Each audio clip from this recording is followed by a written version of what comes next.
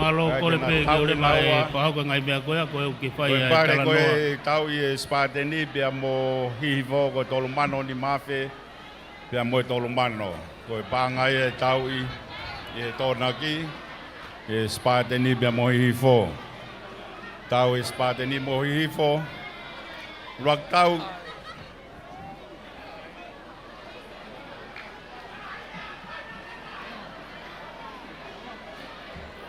moha u gadaki mai ateiho.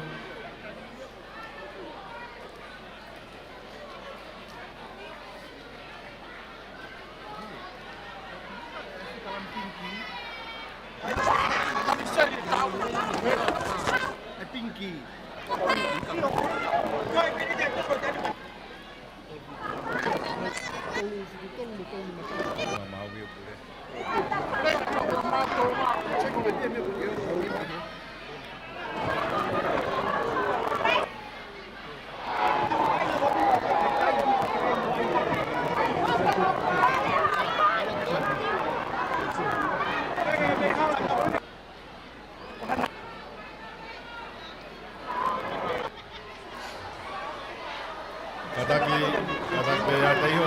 Kore pe ke maulama mai kina hapai. Katake ateiho. Pai tau lo.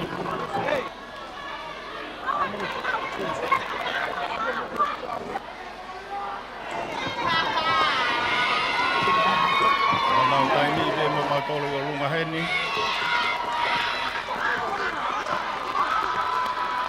Io pas ada tim Spateni. Spateni. Pas ada tim Spateni. Moha oi baby moha pai ki he tangut mai ki fa tau lot fa osi. Ka tau to matu. Malo pito.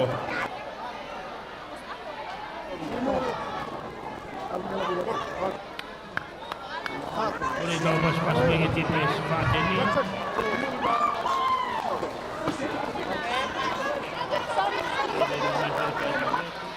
Malo Bon mai bigi ke fa tau lot fa berbore Spateni. Hapai mo tau te fa pena.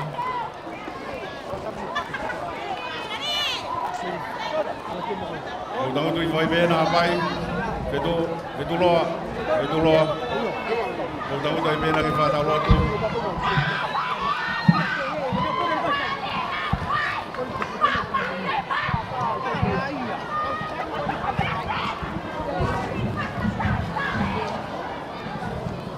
Mohon mai bigi fa tau lot malo Spateni. Malo laya. Malo ate kau officialo. Malo ke fa na vai nga.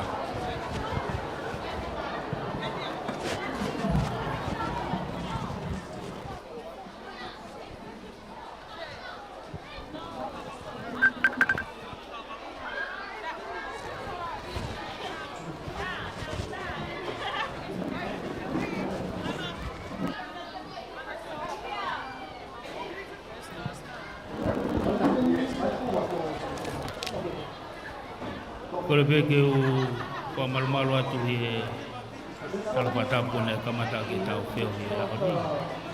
Whafonga atu e gino pere paha. Kama e tandaki Palestina e siasi. O whawhalang-lang e ahon. Whafonga atu e whamalo. Ko hi ko ikuna. O polo kalama tau e ahon. Tau te whito ki he time Spateni. Te he ki hapai si sai.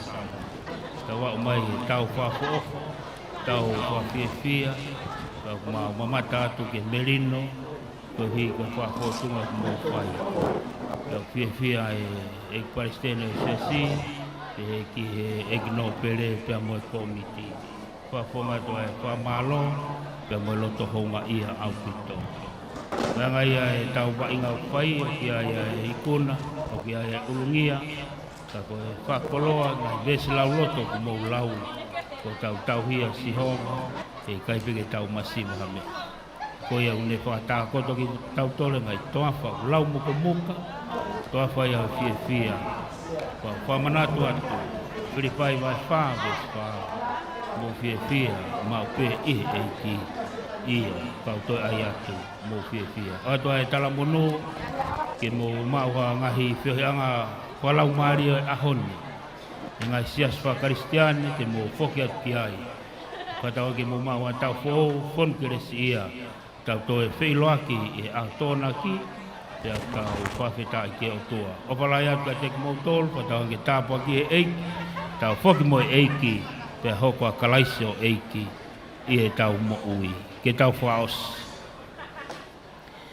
O tua koe lava ene e polo kalama wa inga, mautui koe finangalo ia e awhiona, mawa o mai ke ahoni koe ngai semwhai nolo ia o i pū, pehe ki he pereti o e ahoni. Whamalo te ikuna me tau uluaki, o au ke tau whaosi o e ahoni, e waha o e spateni a hate iho, pehe po ki hapai si sai. Ma whamalo he mea kotoa pe, o kia e ikuna, o kia e ulungiha, kau kia whio mai o tua ho maulo tō e mawha amu. E hoko e wholofola, ko e whakanonga anga, mua whiawhia anga, o e whanau wainga. Ke hoko e wholofola o eiki, i he mo ui, i he ahu kotoa pe.